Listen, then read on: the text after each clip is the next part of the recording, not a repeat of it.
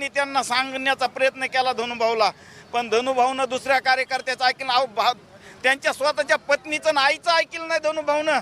ज्यावेळेस मी साक्षीदार आहे, वाल्मिक कराड त्या करंजाय भाईला मारित होता 2014च्या इलेक्शनमध्ये. धनुभाऊ पडल्याच्या नंतर काय धनुभाऊकडं करंजाय भाईनं चाड्या केल्या त्या काय सांगितलं म्हणून वाल्मिक कराड आणि त्याचे काही तगे आजूबाजूचे होते गुंड परवर्तीचे ते करंजाई भाईला मारित असताना मी स्वतः सोडवलेला कार्यकर्ता. त्या करंजाई भाईला जर कधी विचारलं तर ते सांगन.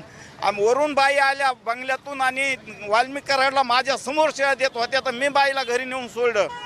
पण बाईचं ऐकलं नाही धनुभाऊनी, त्यांच्या पत्नीचं ऐकलं नाही किंवा स्वतःच्या सख्या भावाचं ऐकत नव्हते. तेवढं त्या वाल्मिक कराडवर प्रेम करीत होते धनुभाऊ.